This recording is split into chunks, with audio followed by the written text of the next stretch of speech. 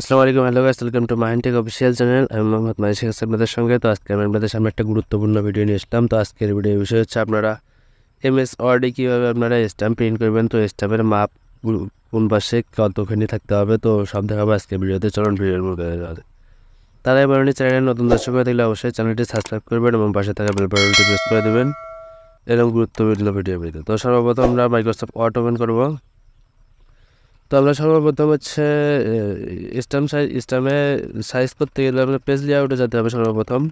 তো তারপর এখানে সাইজটা সিলেক্ট করতে হবে। তো সাইজটা এখানে আপনাদের এখানে সাইজটা লিগেল করে দেবেন, লিগেল সাইজ। তো এখানে লিগেল সিলেক্ট করতেছি। তো লিগেল সিলেক্ট করার পরে আপনারা মার্জিনে যাবেন। মার্জিনে যাওয়ার পর নিচে আছে কাস্টম মার্জিন। তো কাস্টম মার্জিন থেকে এখানে আপনাদের হচ্ছে পেপারটা টপটা সিলেক্ট করতে হবে, লেফট রাইট এখানে অন করে থাকবে। এখানে দেখেন আমি স্ক্রিনেও দেখাই দিছি।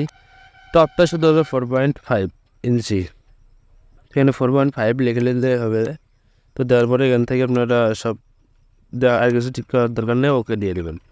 তো দেখেন এখানে স্ট্যাম্পের মাপটা উপরে একটু হয়ে গেছে, উপরে যে মাপটা ফাঁকা, উপরে যে ফি বসানোর জায়গাটা আছে ইয়েটা, ওটাতে। তো দেখেন আমি একটা লেখা পেস্ট করলাম, নোটারি পাবলিকের কার্যালয় গাইবান্ধা। তো দেখেন এখানে এটা হচ্ছে আমাদের স্ট্যাম্পে প্রিন্ট হবে। তো স্ট্যাম্পে প্রিন্ট হলে উপরে যে স্ট্যাম্পের যে টাকার চিহ্নটা আছে, তো ওই চিহ্নটা উপরে ফাঁকা অংশটাতে বসবে।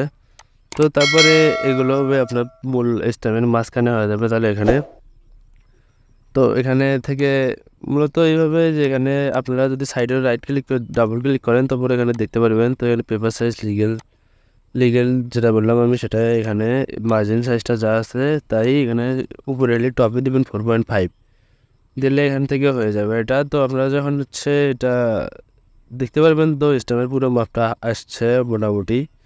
তো আপনারা এখান থেকে এইভাবে স্ট্যাম্পের মাপটা করতে পারেন। তো আপনারা যখন একটা প্রিন্ট দিবেন, তো প্রিন্ট দেওয়ার ক্ষেত্রে খেয়াল রাখবেন হচ্ছে এটা লিগেলে প্রিন্ট দেবেন, তো তাহলেই হয়ে যাবে। তো মূলত এই ছিল আজকের ভিডিও। আপনি যদি চ্যানেলের নতুন দর্শক হয়ে থাকেন অবশ্যই চ্যানেলটি সাবস্ক্রাইব করবেন এবং পাশে থাকা বেল বাটনটা প্রেস করে দেবেন।